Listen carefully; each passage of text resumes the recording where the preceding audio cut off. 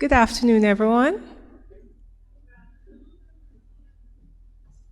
Let me say that again. I think I heard one person responding to me.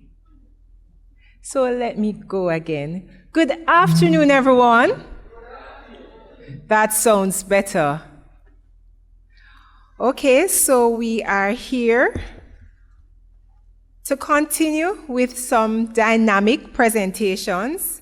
This morning we started off with the plenary, walking the tightrope of mental health. We continued with our roundtable discussion on mental health. And of course, this concurrent session will speak similarly to the theme, walking the tightrope of mental health. Now we have three teams or three sets of presenters, and I can't wait. I hope you're as anxious as I am to hear what it is that they have to contribute to this discussion of mental health, seeing that it is all around us. We see it every day. Well, I don't know about you, but as soon as I leave my house, I start saying, "Dear Lord, here goes another mental one on the road." So we see it pervading the society, and so it is really indeed a very topical issue. So our first presenter will be speaking on workplace incivility and mental health, implications for both direct and indirect victims in the workplace. And that person is Miss ACHEA Jules, and she is an administrative assistant at the St. Augustine campus, UWI. She has been in that position for over 13 years. Her expertise is in the Banner student system and student administration. She's a holder of a management studies degree from the UWI Open Campus and an MSc in strategic leadership and management, and that is from the UWI St. Augustine campus. ACHEA has plans to continue research on workplace incivility within the region. Our second presentation will be on social media and mental health in the digital age.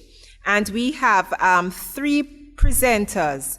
The first is Professor Paul Golden, and he is the Dean of the College of Business and Management at the University of Technology, Jamaica.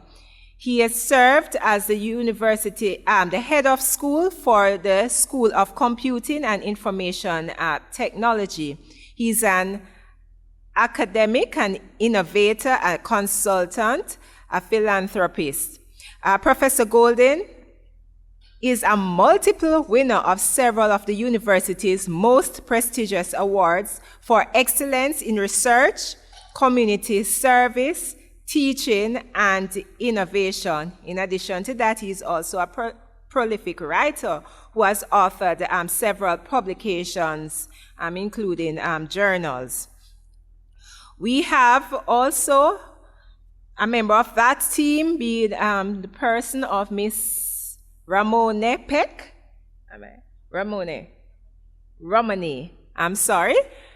Peck. I'll call you Miss Peck, so I don't spoil the name. So she has been employed as an administrative support in the Dean's Office, the College of Business and Management at the University of Technology, Jamaica. Since 2018, she is the holder of a bachelor's degree from the University of the West Indies in psychology, and she mostly focuses on research and project management. She is integrally involved in the development of projects conducted conducted in 2018, which led to the college's release of Young Jamaicans in a Hyperconnected World, Life Online. She's presenting at ACHEA for the very first time. So a special welcome to you, Ms. Beck.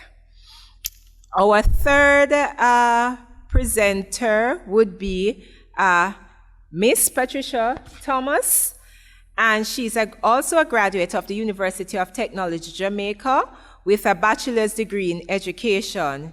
She has been employed to the institution for the past 10 years. She was first employed to the School of Business Administration and now provides administrative assistance in the office of the Dean of the College of Business and Management. In May 2019, she was the recipient of the President's Award for Customer Service Excellence, and I applaud that. This is our first time presenting at ACHEA, and again, special welcome to you. Then we go to our third presentation, and that is Mental Health and the University Environment, the Jamaican Context. And we have two presenters. The first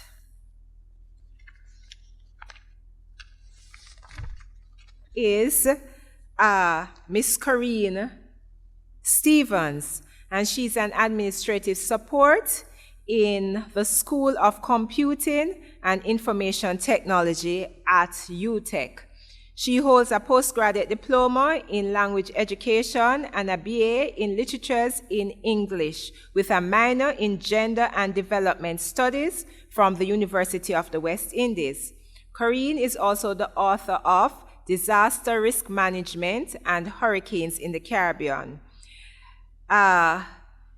Published in Friedrich Ebert Stiftung publication, Working Paper Series number 7, and Gender, HIV and Vulnerabilities, published in the UNFPA publication, Working Paper Series. She is a member of our church's choir and Adventist Youth Society.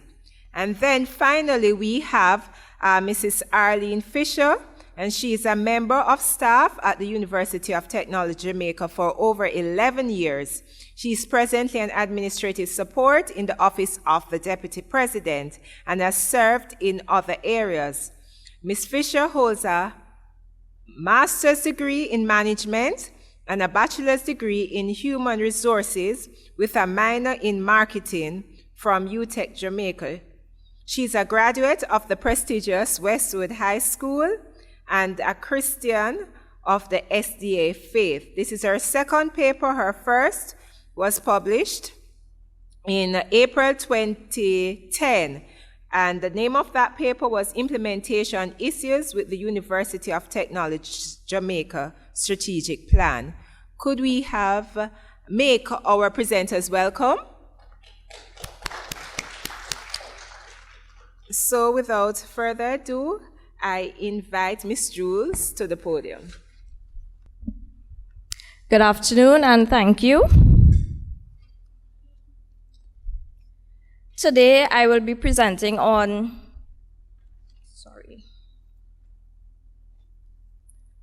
workplace incivility and mental health, impact on both direct and indirect victims. My interest is in workplace incivility, and I have done research on incivility at the St. Augustine campus. But also because I too have been a victim, a witness, and unfortunately a perpetrator of uncivil behavior at work. This is the reason why I'm doing research on it. So jumping right in, I will take you through mental health first, and then speak on incivility. According to the World Health Organization, health is a state of complete physical, mental, and social well-being, and not merely the absence of disease or infirmity. And as Professor Abel said this morning, there is no health without mental health. Mental health, on the other hand, refers to our cognitive, behavioral, and emotional well-being. It is all about how we think, feel, and behave. The term mental health is sometimes used to refer to an absence of a mental disorder. When individuals are able to manage life stresses, contribute productively at work and in their communities, and realize their potential, then they have experienced good mental health. These are some ways that we can ensure that we maintain our mental health: by getting enough sleep, Eating right and exercising, taking care of basic physical and emotional needs, staying connected socially, stopping to assess how things are going in life, and managing the stressors in life. And I can say that I am guilty of some of these things because I do not eat right, I do not exercise. Research shows that 1 in every 4 people in the world will be affected by mental disorders at some point in their lives. Again, as Professor Abel pointed out, it's 1 in every 5 in the workplace. Mental illness is attributed to conditions that alter an individual's behavior, thinking, mood, and relationship with others. These conditions include anxiety, depression, schizophrenia, intellectual disabilities, and disorders due to drug abuse. And as the slide shows, we look at stress, OCD, fear, anorexia. These are also some conditions that can lead to mental health issues. Currently, depression is one of the most common mental disorders affecting approximately 300 million people worldwide. And as the slide shows, that is exactly how huge depression is. We take it around with us. We do not know that, sometimes we don't even know that we are experiencing depression, but it is a very big problem. There is a social stigma associated with mental health in the Caribbean, and individuals experience discrimination with respect to work, access to healthcare, housing, the legal system, and family life. Removing the stigma surrounding mental health and encouraging relevant conversations are important steps in ensuring healthy workplaces. However, this alone is inadequate when dealing with the complexities surrounding the development of a psychologically safe and healthy workplace. Mental illness is what some experts call invisible injuries for the victim and are perceived as not real by others. Counseling is seen as a mere conversation, unlike surgery or other traditional physical health care. In a 2008 study conducted here in Jamaica, it was found that if mental health services were integrated in the primary care system, stigma in community members may decrease, while benevolence and compassion toward individuals with a mental illness could grow. Currently, this combined model of care has been adopted in Jamaica. Essentially, what this requires is the elimination of mental hospitals, or what we call back home in Trinidad as the madhouse. According to the American Psychiatric Association, major mental illnesses do not occur overnight. Some changes about the individual's thinking, feelings, or behavior are recognized by family, friends, teachers, or the individual themselves before the illness appears fully. The APA has listed the following signs and symptoms that may occur and may warrant the intervention of mental health professionals. So we can see here mood changes, withdrawals, drop in functioning, problems thinking, apathy, illogical thinking, nervousness, unusual behavior. So these are some signs that can indicate that there is an issue. Notwithstanding these signs, there are effective ways to mitigate such disorders. These include psychosocial support, therapy, and medication. But this is where it gets tricky in terms of recognizing and referring. One of the core functions of higher education institutions is the provision of research and development, which provides the possibility to advance and assess new ways of preventing and treating mental disorders. The University of the West Indies was instrumental in the development of mental health policies and consultations within the region, and provides in-service training to health professionals in primary health care. However, higher education institutions should not be viewed only as an education vessel, but as a place where health and well-being can be promoted to staff, students, and the wider community. In looking at higher education, we should know that the well-being of staff is just as important as the well-being of students. However, we are frequently overlooked. Higher education staff experience ill health mainly due to the burden and stress associated with their circumstances. one of which is being a target of uncivil behavior, otherwise known as workplace incivility. Research has found that higher education employees experience general abuse frequently with deleterious outcomes, and it is significantly associated with mental health issues such as distress, alcohol, and substance abuse. Workplace incivility is defined as a mild form of negative interpersonal behavior that violates workplace norms and is characterized by rudeness and disrespect.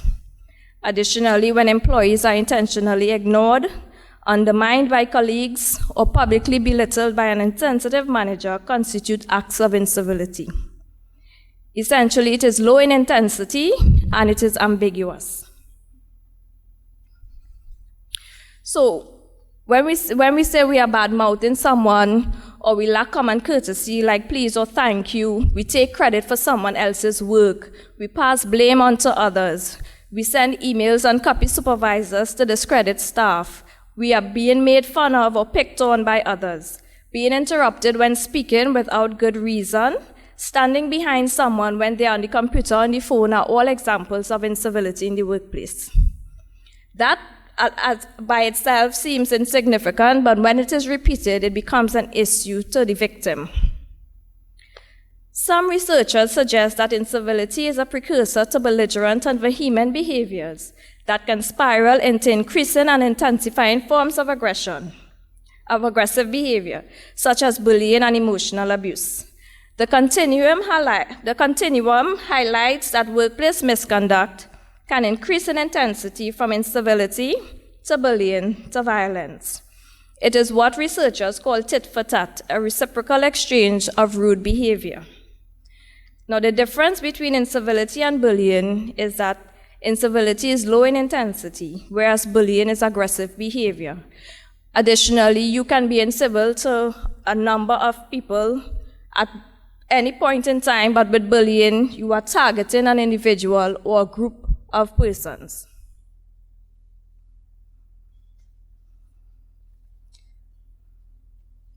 Information received from a higher education institution within the region showed that staff members utilizing an employee assistance program reported experiencing the following negative workplace behaviors that resulted in low productivity: bullying, harassment, humiliation, intimidation, victimization, verbal aggression, and discrimination.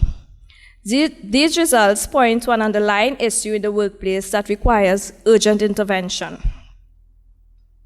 Workplace incivility not only differs with respect to its source, that is supervisor incivility or co-worker incivility, but also the type of incivility, that is whether it is experienced, witnessed, instigated, or cyber incivility. Research on experience incivility focuses on what factors make one a likely target of uncivil behavior, one of which is diversity. One's gender, race, age, and social class are all variables associated with experiencing incivility. Studies show that 46% of the support staff in higher education institutions who had administrative, clerical, and secretarial roles experienced some form of incivility. Additionally, the adverse effect of uncivil behavior is endured not only by the victims, but also by the witness. Witnessed incivility is associated with regressions in mental health, job dissatisfaction, and profound levels of anxiety for the witnesses. A review of the literature shows that 43% of the support staff in higher education institutions witnessed incivility. Furthermore, customers that witness incivility may choose not to patronize or re-patronize businesses 50% of the time. On the other hand, instigated incivility focused on the offender's personality, temperament, and judgment as characteristics which contribute to their discourteous conduct. Some offender traits, such as high power levels, are positively related to instigated incivility. You know that saying, if you want to test a man's character, give him power? Yes, sorry. In addition, workplace incivility is not only limited to the physical workspace through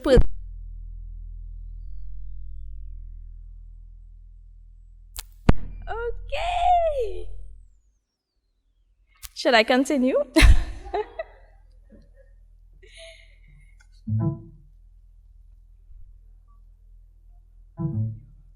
Okay. In addition, workplace incivility is not only limited to the physical workspace through person-to-person interaction, but can also occur online. With the rise in rates of internet use at work, the ease with which individuals can engage in incivility intentionally or unintentionally has likely increased. Online incivility is defined as a manner of offensive interaction that can range from aggressive messages in threads, incensed discussion, and rude critiques, to outrageous claims, hate speech, and harassment. These types of incivility can affect employees' work attitudes, perceptions of their supervisors, work performance, and leads to intentions to quit. My next slide highlights the factors that encourage workplace incivility. These factors are characterized as enablers, motivators, and triggers. Enablers involve roles and actions of the perpetrator that provide opportunity for being uncivil. Things like fear or rage. Then you have motivators of variables that suggest that uncivil behaviors can be satisfying, like job uncertainty or unexpected benefits. So they have not settled our negotiation, so that is grounds for me to be uncivil. This is the way people think. And then we have triggers, are self-explanatory, which would be lack of communication or lack of knowledge. These are the triggers for uncivil behavior. Workplace incivility has a positive relationship with high turnover, absenteeism, and lack of job involvement. Therefore, it is imperative to nip incivility in the bud in order to prevent these consequences. Additionally, treating with incivility head-on will increase a company's bottom line. There was a study conducted by Cisco Corporation, which is a leading IT company within the US, that found that when they did their study on incivility, they were losing $12 million a year because of low productivity. Additionally, within the US, the Gallup organization said due to disengagement, $300 billion was being lost by businesses. But what can we do?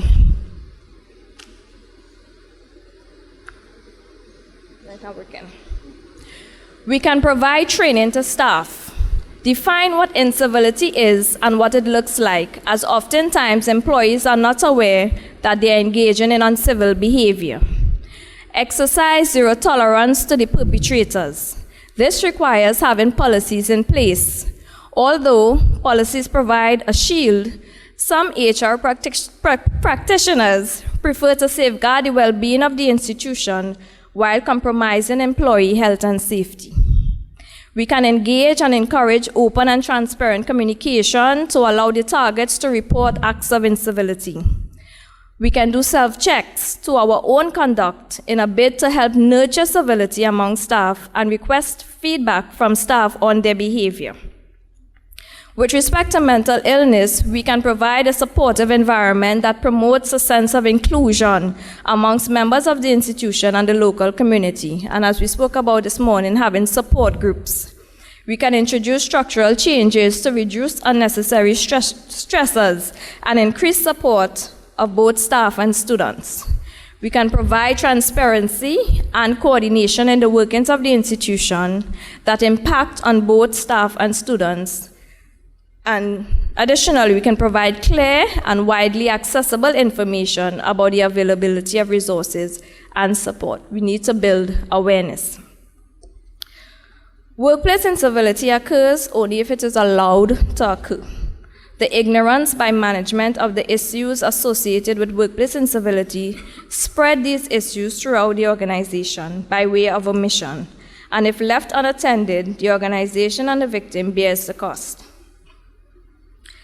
In closing, it should be noted that if an employee exhibits signs of having a mental health illness, it does not necessarily mean that it stemmed from within the workplace. It is therefore important for us to look out for one another and be each other's keeper so that we can help to identify troubled employees and point them in the right direction. Thank you.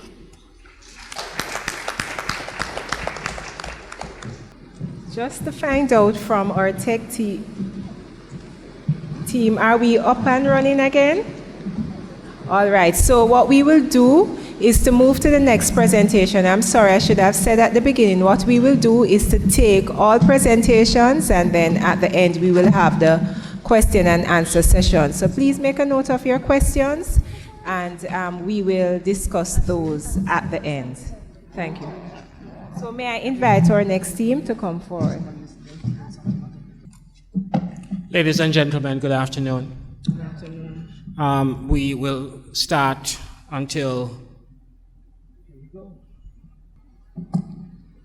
Yes, good afternoon again. The presenters are Paul Golding, Romane Peck, and Patricia Thomas, and we're looking at social media and mental health in the digital age.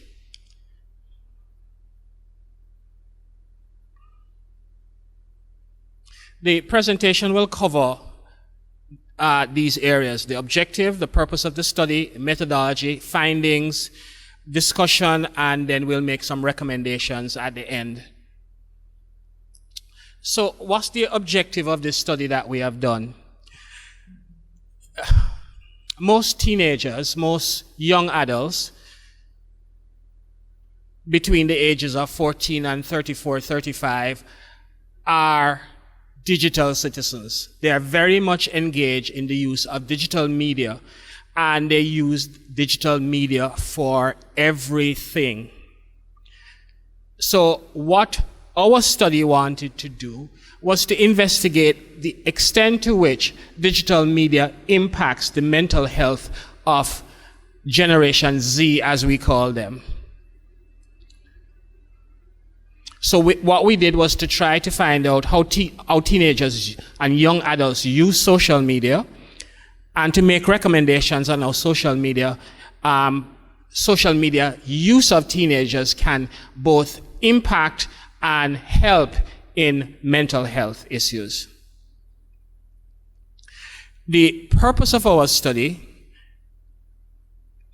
is to provide data for administrators to be able to develop strategies to help identify, treat, and promote healthy mental health attitudes and behavior for current and prospective students.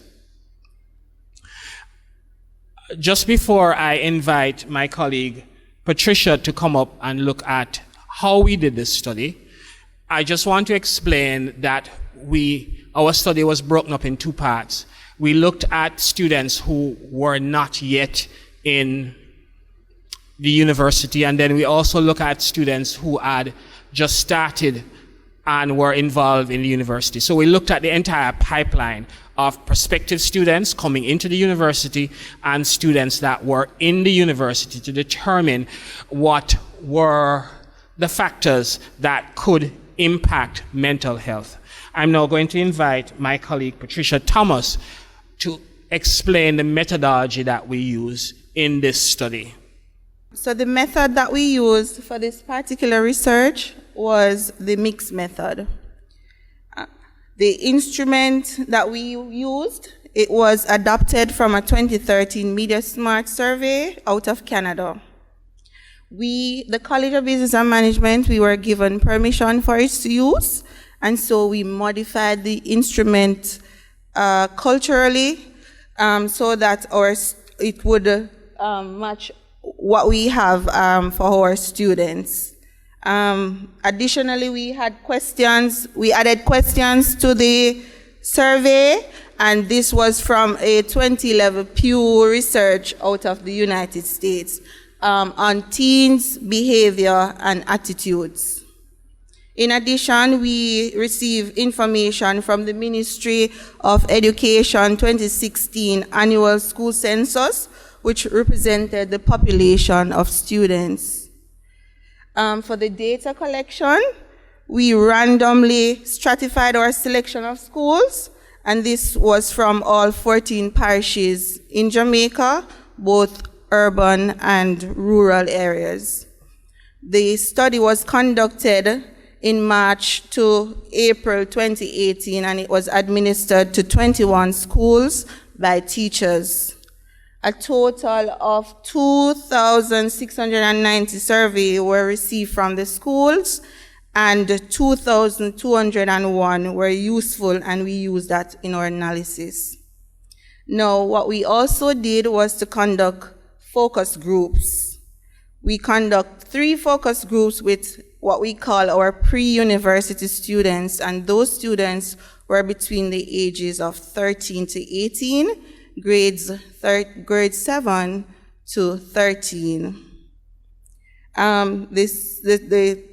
The focus groups were conducted in 3 different parishes across Jamaica. In 2019, we conducted the focus group with current university students. Those university students that we conducted the survey with was to determine their level of stress, anxiety, and how social media impacted their real life and what they present online. I'll invite Romany Peck to speak about the findings. Good afternoon. So in our findings, we focused on 5 areas, and these areas were internet and phone usage, cyberbullying, sexting/nudes, the internet as a source of data on mental health, physical health, sexuality, and relationship problems, and we also look at depression, anxiety, and suicide. In the data that we received, we realized that 95% of students access the internet and was through cell phone usage, tablets, or other mobile devices. On the chart that we have here, we can see where the most highly used app between the ages 13 to 18 was WhatsApp. In the focus group with the university students, they indicated that Instagram was their most used social media platform, and then between the pre-university and university students, they said that Facebook is now an outdated old people app.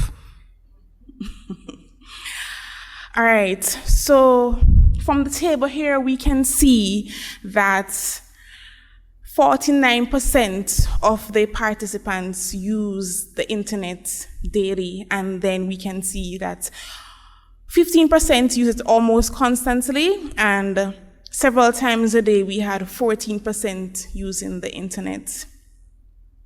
For the number of hours spent on technology, 32% indicated that they use the internet or spend time with their devices 10 hours or more. And then we can see where 27% use it for 1 to 3 hours, and 23% use it for 4 to 6 hours. All right, so in this section, we looked at how well they unplugged, or if they did in fact unplug from their devices from time to time. And one of the questions that we asked is, do you sleep with your phone in case you get calls or messages in the night?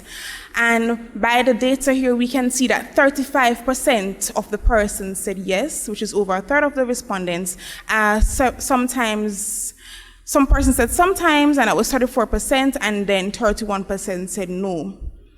We also asked if they had chosen to unplug in order to enjoy other aspects of their lives, to do the activities that are listed to the side, and we can see that 60% did unplug to enjoy quiet time, 57% to read a book, 55% to go outside to play a sport, and 31% to spend time with their family. All right, so we looked at cyberbullying, and 40% of the Jamaican students have experienced cyberbullying, and what we notice is that both boys and girls experience it equally. The main means of bullying that was indicated from the study was 75% calling someone a name, 33% posting an embarrassing photo, 28% being threatened physically by someone, and 19% spreading rumors.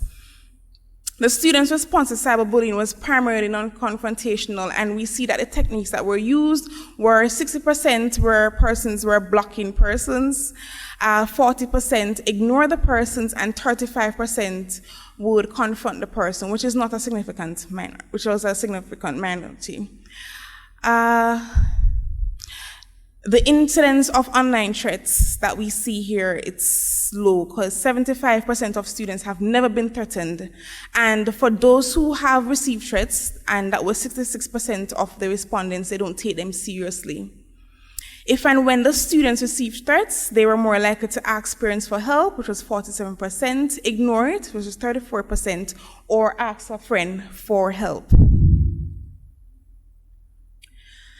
The study examined students' behavior surrounding sexting, and we did so by asking a series of questions in relation to sending and receiving nude messages and sending sex. The results indicate that over 50% of the students across grade levels receive sexy or nude photos from someone. And when they did receive these messages, they would forward or send the nudes or sex to other students.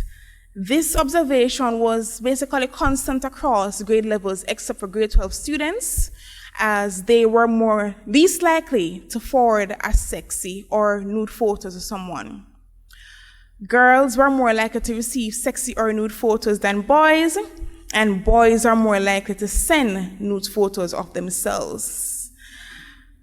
Yes. The data suggests that while forwarding nude happens, it is generally considered taboo to forward these messages, and contrary to popular belief, the incident is not as common as adults may think. So in this section, we looked at the internet as a source of data on mental health, physical health, sexuality, and relationship problems. In the table here, we can see where 47% use the internet to look for information on physical health issues, 40% for relationship problems, 34% for mental health issues, and 26% for sexuality. Students were asked if social media was a source of stress for them, and 35% said yes. From the data that we received, there were no discernible differences in the stress-related response across sex or age group, as is indicated in the table below.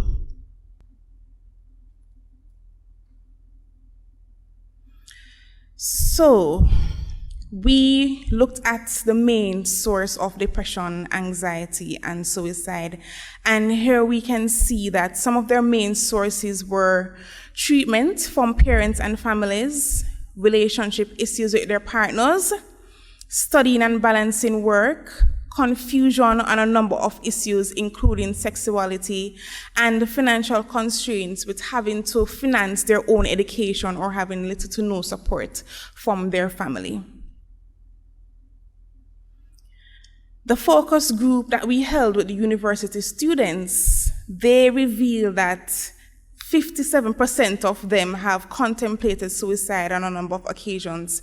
They even went as far as researching how they could carry out suicide and to do it peaceful and quick.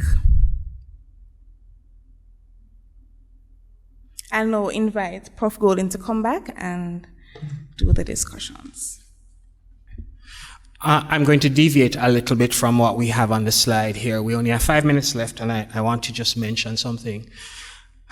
We as academics and administrators are receiving students into the universities, and we seem not to have any idea as to what is taking place with these students.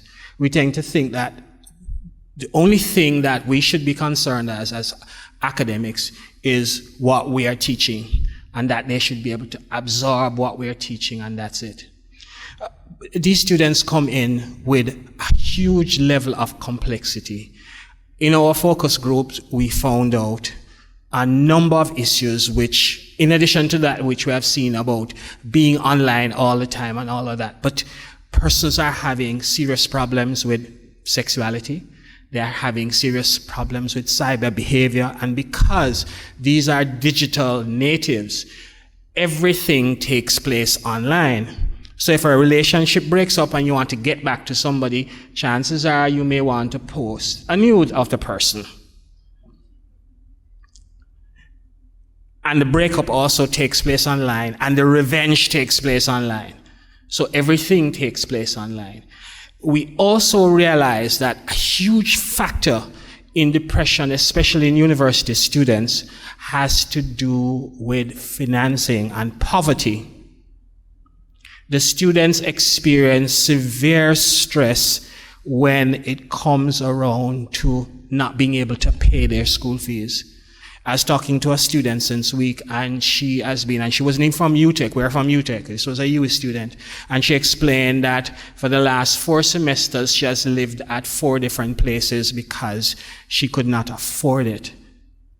And what has happened subsequent to that, because of one, stress from cyberbullying, stress from not being able to be accepted as part of the class group, she missed classes.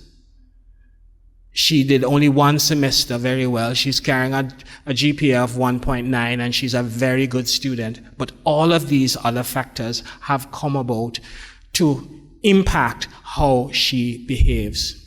Another thing that I want to mention that came out of our focus group is that although the counseling unit, especially at UTech, is very well staffed and the persons are very capable, the students are not aware of the services, and telling persons of these services only at orientation does not help, because the students are inundated with information at the beginning of the school year. So these things don't get stuck in their brains.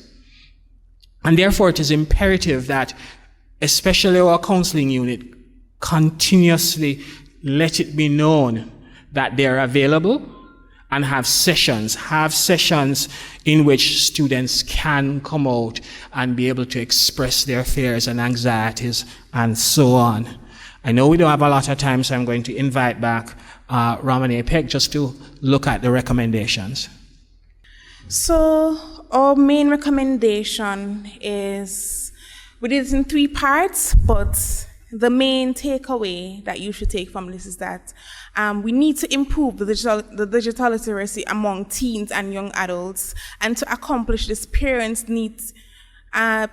teachers, lecturers, and administrators need to be digitally literate. Students need to be careful who they adopt or let into their cyberspace, and we need to teach students how to handle and respond productively to cyberbullying. Young adults in university, focus should be placed on the advertisement of counseling unit, as Prof. Golden was saying, so more students are aware of the existence and accessibility. There should be more forums to highlight issues affecting students in university, which should encourage a sense of openness and provide support and reassurance for the students once they know it is available. And the higher education institutions, they can target sensitive areas in open discussion, and this would encourage students to discuss the issues that they're facing with counselors or health professionals privately. Our general recommendations are to encourage teens and young adults to keep personal information private and off the internet, and there should be more initiatives to help promote empathy among students. Thank you. Okay, at this time, I will invite our last set of presenters to come forward for their presentation. While our slide is going up, we're going to ask you to stand and do a stretch and do a deep breathing, because you have been listening to so much of this for morning and it's after lunch. I want you to feel alive. So stand up and stretch and do your deep breathing that you learned this morning. Deep breathing in through your nostril and out through your mouth. One more time. In through your nostril and out through your mouth. Great.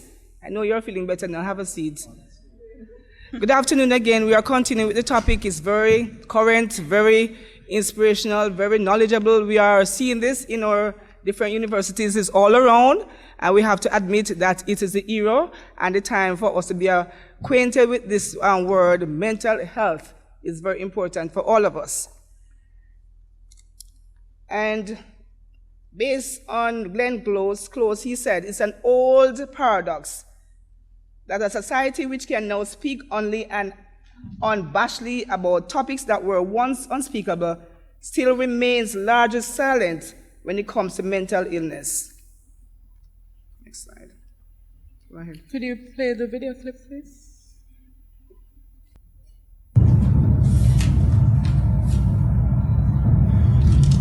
Hi, Corinne. How are you today? What's up? What have you been doing to yourself? All these? Hi, Arlene. I'm here, just under a lot of work, I'm just under a lot of pressure right now, I'm here, but it's just so much work. I have all of these scripts to mark. I taught 18 hours per week this semester, major project is coming up and I have 2 group supervising. It's just a lot. I'm just trying to just clear off all of this work. Well, I'm so sorry to hear and actually understand where you're coming from. I too have conference to attend. I have papers to mark. I have a lot of stuff to deal with, but truly, I am not allowing that to get to me. Are you taking the vitamins? Vitamins, Arlene, to be honest, I have not been taking anything at all. I'm just trying to get this over with as soon as possible. I haven't been taking, I haven't even stopped to eat lunch or anything. I'm just trying to get this over with. No, I'm sorry to hear. You can't continue like that. Corinne, you have to put a balance on it because it will tear you down. You need to make sure that you're eating properly and on time. Take your exercise, get some rest, but you can't put yourself like that. You have to change the rhythm of what you're doing because you know what's going to happen. You're going to end up somewhere, and I really don't want to mention it. You know exactly what I'm talking about. Well, that's true, I know I need to be resting and taking vitamins and all of that, but sometimes when the work gets so pressuring, you're not even really thinking about it.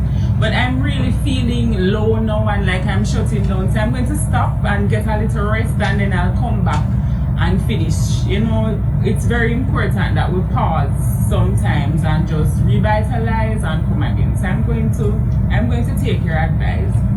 You are going to do that. Congratulations. So that was just a brief dialogue to show some of the conditions that we experience in the university environment. Can anyone relate?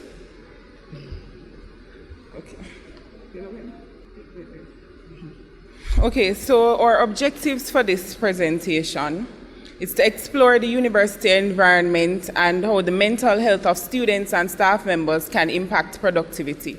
We'll look at some of the early warning signs of mental ill health based on the response to elevated stress and some recommendations for addressing early warning signs and promoting an environment that fosters mental wellness. So we asked the question, what is mental illness? Based on research conducted inside and outside of Jamaica, mental illness is a growing concern, and we actually are agreeing with that because we see what's happening and it's a reality base. And according to Mayo Foundation of Medical Education and Research 2015, mental illness is defined as varying mental health conditions or disorder which affect the mood, your thought process, your behavior. Mental health also can be experienced by many individuals periodically, whether or not a mental illness becomes evident, where there is a presence of ongoing signs and symptoms which result in frequent stress and affects one's ability to function. Looking at the background, it should not be automatically assumed that symptoms are as a direct result of elevated stress. It is important to pay attention to one's body and observe changes and the possible correlation. It is important also to seek medical attention where necessary and not do self-diagnosis, especially in situations where the symptoms may suggest a life-threatening illness. The university community can be a very stressful one, and it's for both staff and students. Based on research conducted in the United Kingdom, some of the factors that we see that contributes to poor mental health of students, including students coming from the rural areas to the urban areas, and their financial strains and other related stuff. Okay. Through informal interactions among staff members and students and their peers, it is evident that individuals at the University of Technology, as other institutions, at some point experience stress due to the pressures of the campus environment. This is not limited to the Jamaican context. And in one article entitled "Academia is Built on Exploitation," it was expressed that mental health problems are common among PhD students, and from recent research, in excess of 30% of PhD students are said to develop one psychiatric condition, which is higher than the rate for individuals working in the areas of emergency services and defense. And that is very concerning.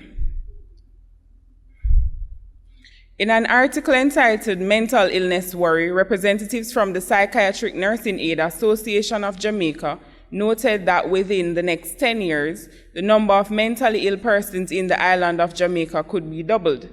This has implications on higher education institutions, because if so many persons within the society may be affected, then those in the universities will also be affected. A part of the problem which exists in attending to students with mental health disorders, according to Mowbray, a psychologist at the University of Michigan, is that staff, while having good intentions of working with students with psychiatric disabilities, at times don't understand what they should do or the resources, or have the resources to do it. This hampers workplace productivity, because if service providers are unsure of what is required or lack the resources, this leads to inefficiencies and can cause frustration, resulting in additional stress for both staff and students. And right, as one of our objectives, we want to look at the early warning signs, because they are there and it's something that we have to take into consideration. So it is very important to identify the early signs. Individuals need to pay attention to their bodies and observe changes. And according to the University of California's manual, there are some areas that we should look into. One, academic indicators, which is students being absent from classes, missing assignments, decline in the quantity and quality of work, and written or artistic expression of violence. Two, behavioral and emotional indicators, which look at the withdrawal, animated behavior, hostility, irritability or anxiety and a lack of response to staff members. And thirdly, physical indicators, which is declining physical appearance and personal hygiene, extreme fatigue, frequent chronic illness, and inability to make eye contact. And severity risk indicators, which is dealing with the written or verbal statements, which indicate death or despair. So look for those persons who will say, "I'm going to kill myself," or actually have been writing them on something. Physical or verbal aggression towards self, towards animals, others, and or property. Unresponsiveness to external environment, situation that cause others to feel threatened. And one key importance is that evidence of this has been seen and observed on our UTech campus, where students have threatened to pose harm to property and others. And even recently, there was an example of someone who wanted to kill themselves. So it's very current, and we should observe these.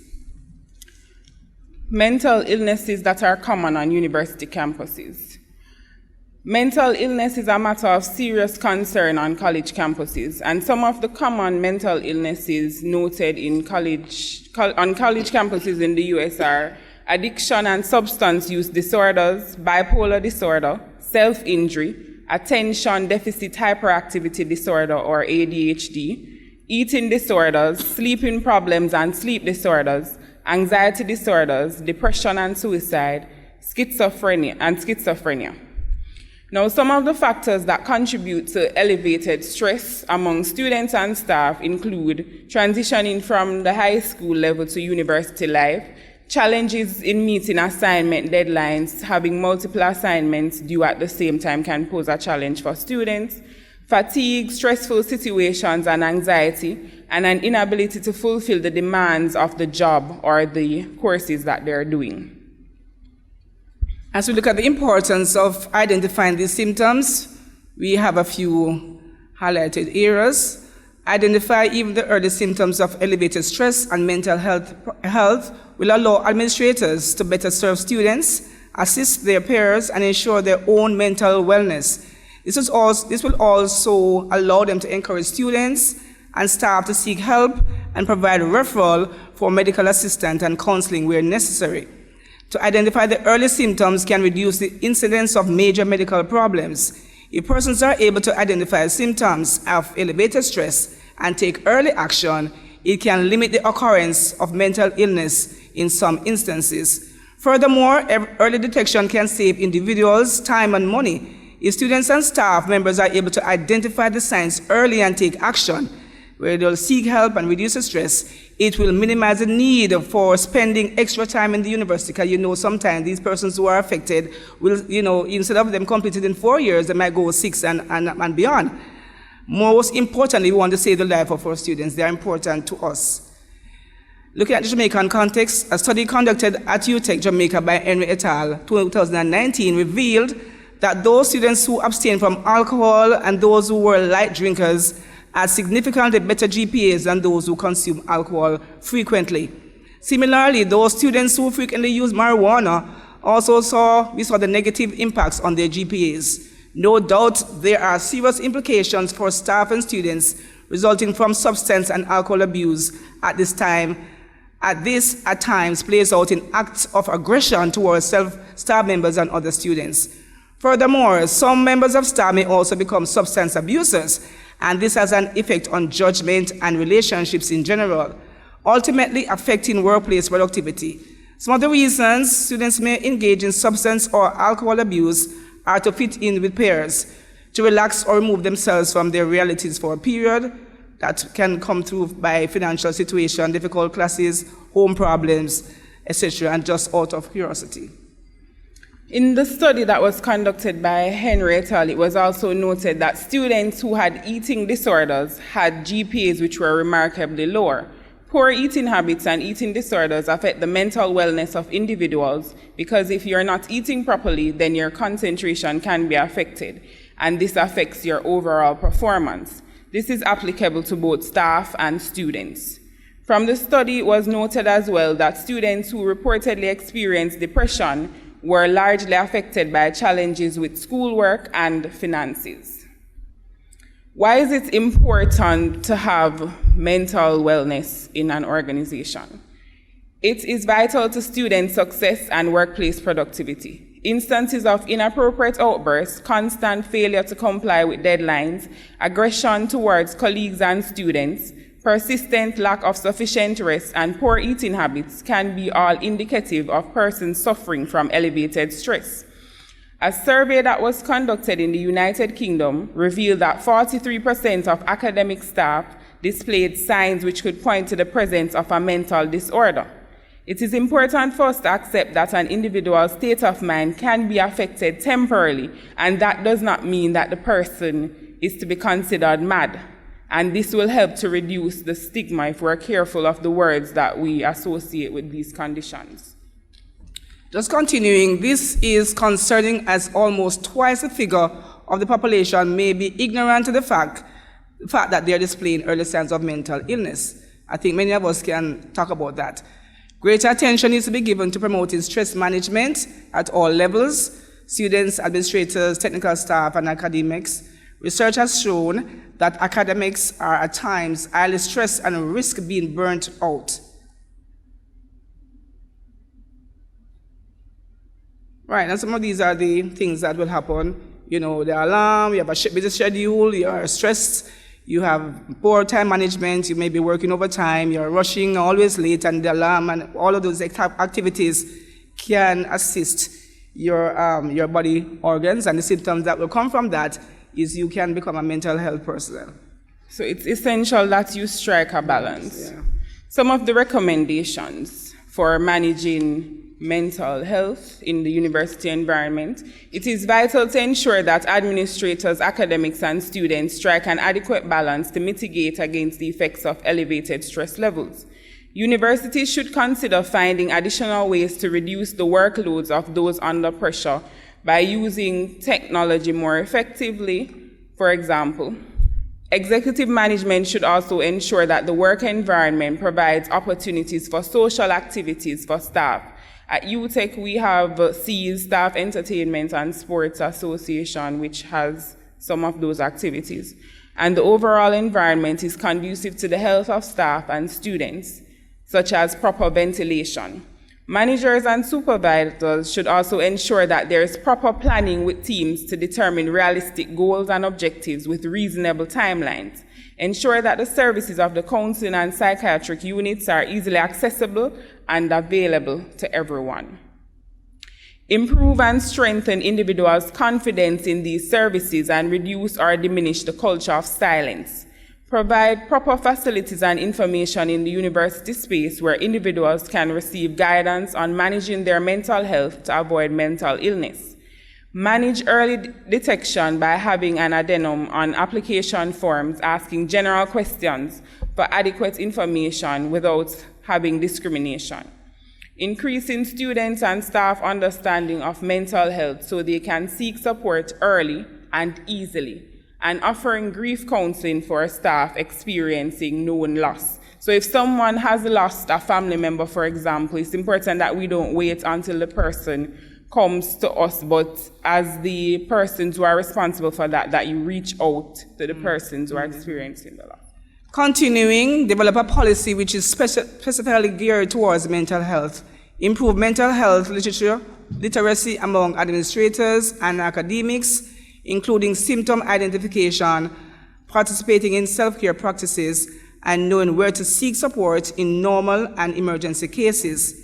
Individuals also need to employ strategies to reduce stress. One nursing practitioner at UTech, Jamaica, suggests that persons become more organized by utilizing things to do pads, setting realistic goals, focusing on the task at hand, exercising, getting sufficient rest, and maintaining a healthy diet. And in conclusion, we talk together. The university environment can be a stressful one for staff and students alike. Striking a work-life balance is vital to ensure mental wellness. Further research is needed in the area and a greater awareness amongst university stakeholders. An in-depth research by practitioners in the field to explore specific mental health issues affecting university students and staff in Jamaica would also be very timely. Providing additional prevention strategies for university personnel to better manage these disorders would also be useful. These are our references. And we have some references, and I think you'll be getting the slides, the presentation, and now we'll wait on your moderator if you want to ask questions. Thank you very much. Thank you so very much to all our presenters. I must say that these presentations were data-rich. And if we can't get any more real about the situation, it started to get me thinking, and I'm sure it would have gotten others thinking to really, how close am I to a mental health disorder? Because if we really think about it, we are always at it. There's always just so much work to do. We are not eating right, or let me talk for myself. Because as you get to work, sometimes you can't even get to have your breakfast at home. But as you get to work, you just want to start working. So you're not, and 12 o'clock comes, 1 o'clock, 2 o'clock, then you realize it's 4 o'clock, you have not eaten yet because there's so much to do. Then you think about sleeping. Oh, sometimes you try to sleep and then you remember, oh my God, in the middle of dreaming of something nice, I did not complete this task. And so you want to just get up immediately and start working at it. So am I real? Or am I the only one in that position? Okay then, so it makes us, we need to get in touch with reality to say, oh my God, these are the signs. And if we don't take them in hand now, we will be in trouble. So as our presenters say, we must strike a balance. Just one more comment before I open the floor to questions and your own comments. So I should be seeing persons lining up at this point, wanting to ask questions. Just to go a little bit to Jules' presentation, she spoke about incivility. And when I look around me, I realize that incivility is very prevalent, not only in institutions, in society on a whole, but when it comes to an institution of higher learning, we find that incivility is at the very top across institutions. And what we find is that because it comes from the top, when we talk to persons who are middle managers or even not even managers or line workers, they will say, but they see it at the top, and so it is almost as if it is fashionable, and it has become ingrained in our culture.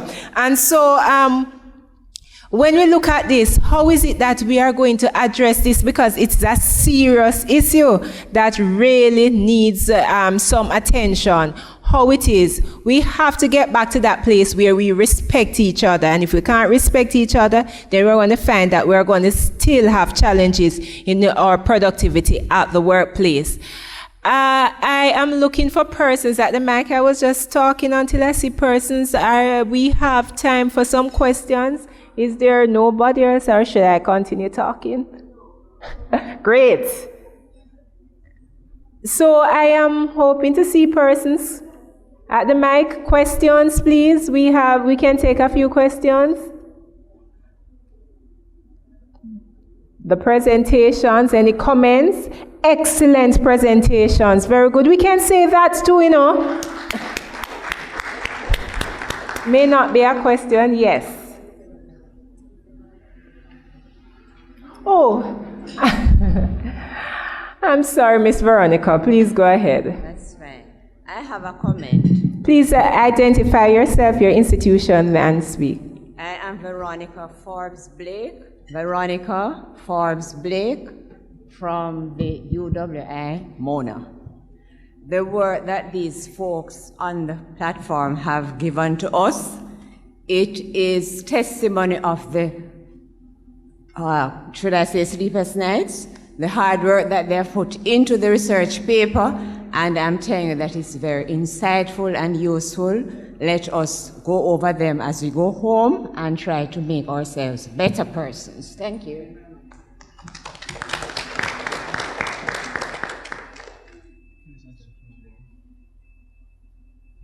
Hello, I'm Garth Lips from the University of the West Indies. I'd like to comment on one thing, and that is, I like the emphasis that you had on how stressful universities are, and on acknowledging the stress of transforming, of moving from one institution to another. Frequently, we underestimate the amount of stress. And I came across something once, or actually in the last few days, on social media, on the use of social media in promoting mental health, and in particular, preventing suicide. They'd actually used, when you go on a website and you see an ad that is tailored specifically to you, they're using geocoding. Well, this author had noticed that many people had attempted to jump off of the Golden Gate Bridge. And people, before they were going to do that, would Google methods of suicide. So he found that Google had actually done a study to reduce terrorism and radicalization. He used this software to prevent suicides. So when people were searching near the Golden Gate Bridge techniques for suicide, what would pop up would be resources you could go forward to. Here is a help center that you can go towards. So he was using the software and promoting it as a tool that could be used for preventative services. I'd also like to point out that we often underlook the capabilities of people who are not traditionally called mental health professionals.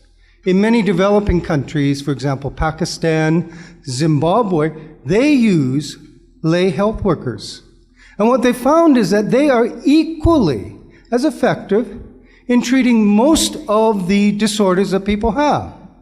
When they're trained to identify serious mental illnesses and situations that are beyond their capabilities, they can deal with 70 to 80%. So sometimes if we think about just solely relying upon a counseling center to provide those resources, there are not enough counselors.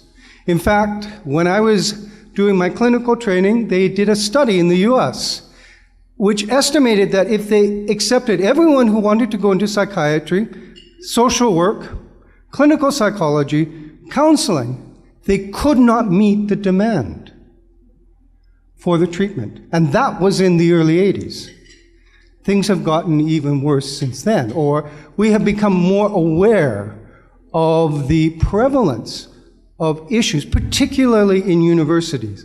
And universities internationally have been found to be places which are at elevated risk. University students are, you could almost say, going to university is a risk factor for having some type of mental health problem, not necessarily an illness, but something along the lines of depression, anxiety, PTSD, easily treated disorders.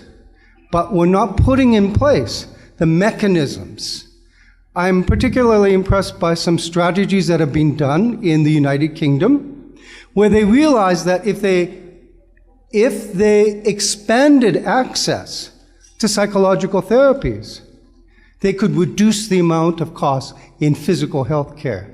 And so what they did is they trained people to work on a telephone. You would call in a line, you have a problem, they would assess you, and then they would send you over to some resources if you were not of a particular crisis level. So there's some things that people can do simply just by reading on their own, avoiding the stigma of mental health care, self-care.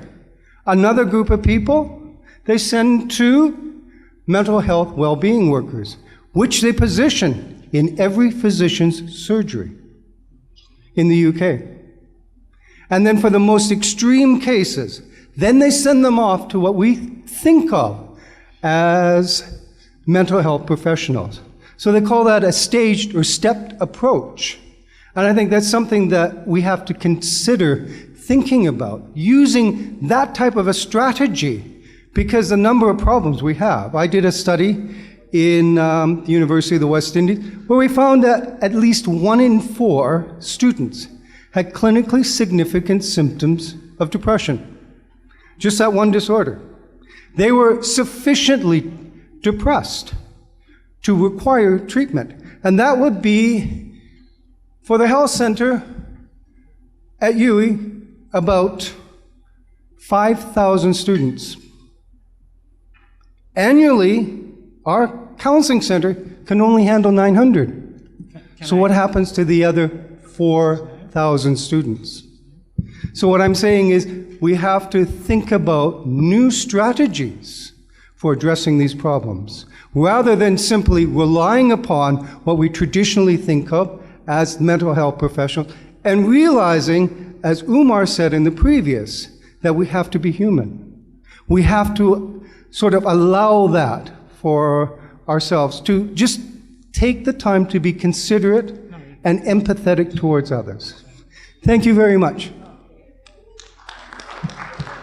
Thank you for your comments. And with that said, as I said before, it was really an enlightening and engaging set of presentations. Oh, I'm sorry. I just want to add something, that I think all the presentations were great, very insightful. However, I find that I have something to say, that I noticed that we are no longer kind. And if we start being kind to each other, respect each other, it has a ripple effect, and it somehow changes our mental being to positivity.